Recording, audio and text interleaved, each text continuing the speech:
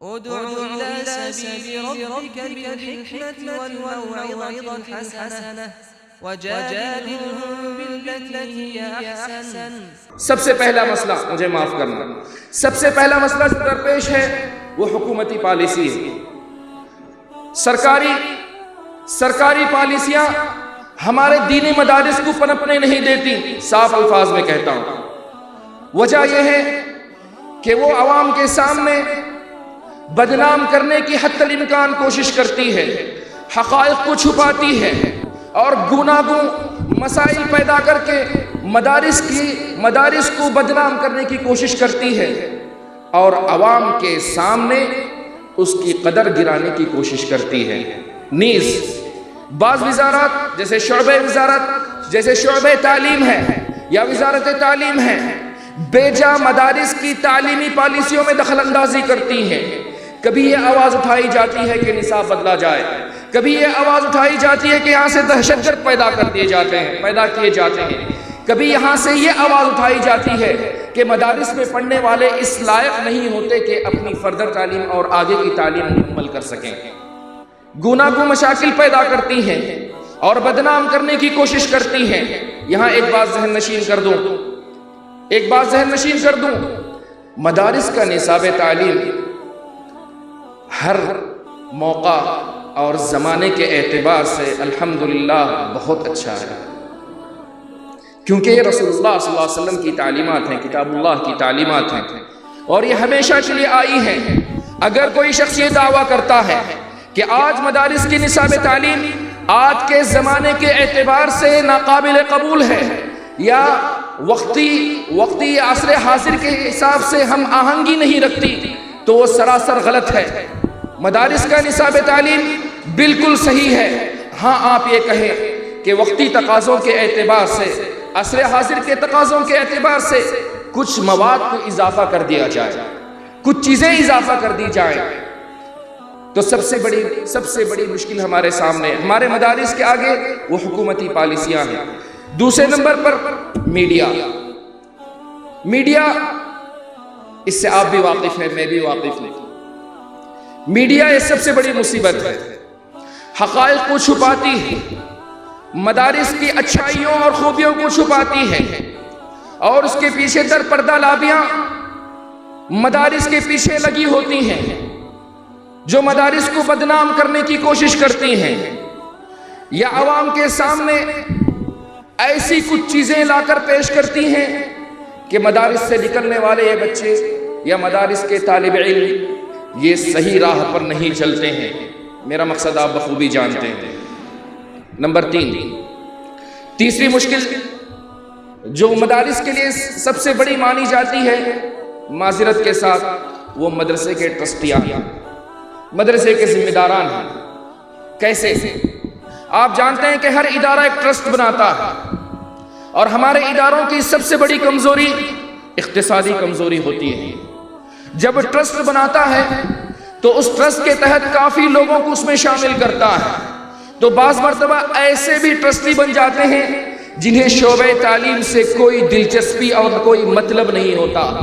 بنا بری وہ کوشش کرتے ہیں کہ مدرائے مدارس مدرسے کے مدیروں یا ناظموں کو اپنی پالیسیوں کے تحت چلائیں یا مدارس میں اپنی اجارہ داری قائم کریں۔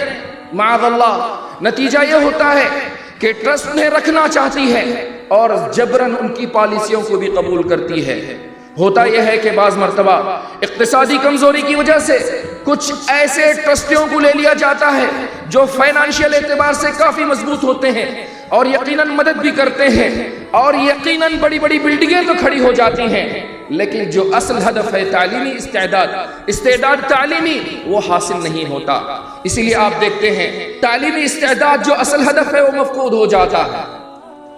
اور ان مسائل میں سے ایک اہم مسئلہ جو درپیش ہے وہ یہ ہے کہ مدارس کے ذمہ داروں کا آپسی ربط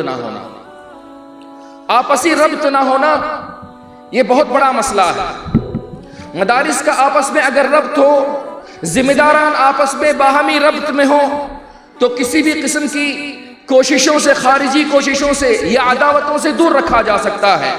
بلکہ افسوس کے ساتھ کہنا پڑتا ہے کہ بعض نام نہاد لوگ انہی مدارس سے پلے ہوئے، انہی مدارس میں پڑے ہوئے آ کر یہ بیان دیتے ہیں، میڈیا پر آ کر یہ کھلے طور پر بیان دیتے ہیں کہ فلاں مدارس یا عموماً ہندوستان کے مدارس اس قابل نہیں ہیں کہ وہاں آج عصری تعلیم اور دینی تعلیم دی جائے، بلکہ یہاں کچھ اور تعلیم دی جاتی ہے۔ آپ جانتے ہیں میں کیا کہنا چاہتا ہوں۔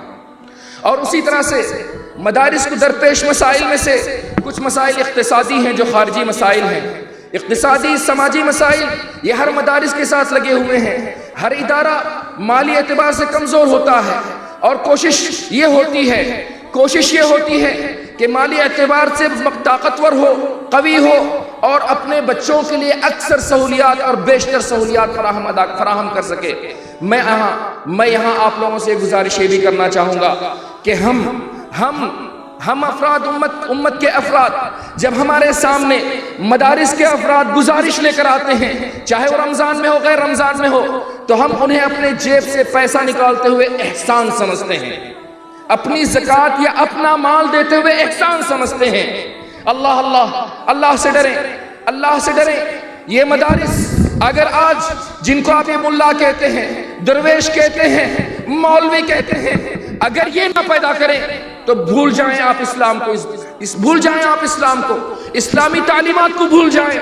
یقیناً وہ حال وہی ہوگا جو اسپین میں ہوا کہ اسلامی تعلیمات کو ان کی زبان میں شائع نہیں کیا گیا، اسلامی تعلیمات کو پھیلایا نہیں گیا، جس کی وجہ سے آج ہمارے مدارس اور مساجد وہاں کھنڈر بنے ہوئے ہیں۔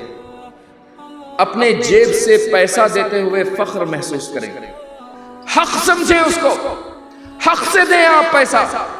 اللہ نے آپ کو موقع دیا ہے کہ آپ کا پیسہ صحیح جگہ خرچ ہو، موقع دیا ہے اللہ نے آپ کو۔ آپ کہاں ڈھونڈتے پھرتے خیرکم من تعلم القرآن وعلمہ کی خیریت مانگنے کے لیے، یا آپ وہ کہاں ڈھونڈتے جو رسول اللہ صلی اللہ علیہ وسلم نے طلب علم کی فضیلتیں بتائی ہیں؟ آپ اپنا پیسہ دیتے ہیں تو حق ہے یہ آپ کا دینا، اس کو احسان جتا کر مت دیں۔ یہی وجہ ہے کہ ہمارے بچے جب ان مدارس میں پڑھتے ہیں تو ایک کمزوری محسوس کرتے ہیں، احساس قہتری کا شکار ہوتے ہیں، بلکہ بعض ذمہ داران افسوس کے ساتھ انہیں یہ سبق پڑھاتے ہیں کہ آپ کو زکوٰۃ کا پیسہ دیا جاتا ہے، آپ کو لوگوں کی خیرات دی جاتی ہے۔ معاذ اللہ۔ اور مزید ویڈیوز کو دیکھنے کے لیے آپ ہمارے YouTube چینل کو سبسکرائب کریں۔ فجزاکم اللہ خیرا۔ الدعوة نور وضاء تجلو ظلمات الحيران، منهج خير الناس جميعا لا يبلى عبر الأزمان. الدعوة نور وضاء تجلو ظلمات الحيران، منهج خير